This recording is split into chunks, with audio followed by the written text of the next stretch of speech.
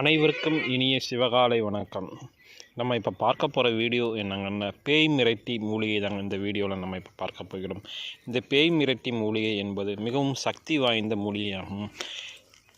ஏவல், பில்லி, சூனியம் மற்றும் காத்து கருப்பு முதலிய துஷ்ட சக்திகளை விரட்டக்கூடியது இந்த பேய் மிரட்டி மூலிகையாகும். இந்த மூலிகை பயந்த கோளாறு என்று சொல்வார்கள். அந்த காரியத்திற்கும் நீங்கள் பயன்படுத்தலாம்.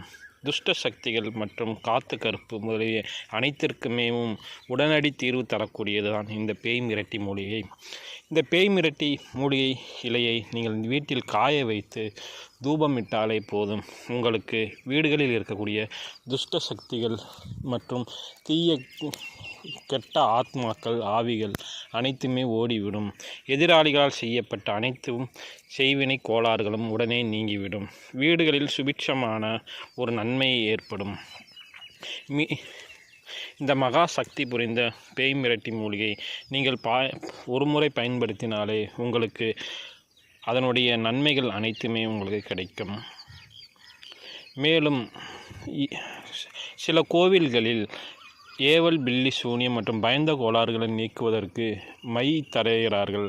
அந்த அஞ்சனத்தில் மையில் இந்த பேய் மிரட்டி மூலிகை தான் சேர்த்து அரைத்து தான் தருகிறார்கள். இது சாட்சாத் உண்மை. மேலும் நல்ல ஒரு வைப்ரேஷன் தரக்கூடிய இந்த பேய் மிரட்டி மூலிகை மை மிகவும் சக்தி வாய்ந்தது. நம்மிடத்தில் பேய் மிரட்டி மூலிகையுடைய அஞ்சன மை கிடைக்கும். மேலும் தூப பவுடரும் நம்மிடத்தில் கிடைக்கும். இந்த பேய் மிரட்டி மூலிகையுடைய தூப பவுடர் நம்மிடம் கிடைக்கும். வாசகர்கள் நீங்கள் வாங்கி பயன்படுத்தி கொள்ளலாம். இந்த பேய் மிரட்டி மூலிகையை நீங்கள் வீட்டில் வளர்த்து வந்தாலே சகலவிதமான நன்மைகளும் சகலவிதமான ஐஸ்வர்யங்களும் ஆரோக்கியங்களும் கிடைக்கும். குறிப்பாக துஷ்ட சக்திகள் முதலிய அனைத்து பிரச்சனைகளும் நீங்கக்கூடிய வல்லமை இந்த பேய் மிரட்டி மூலிகைக்கு உள்ளது.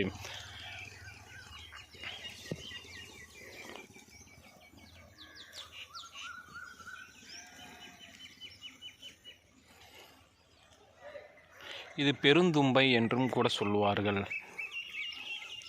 இந்த பேய் மிரட்டி மூலிகை இலையை நன்கு கசைந்து தடவி வந்தாலே காத்து கருப்பு முதலிய துஷ்ட சக்தியில் நம்மளை பிடித்திருந்தால் உடனே ஓடிவிடும்.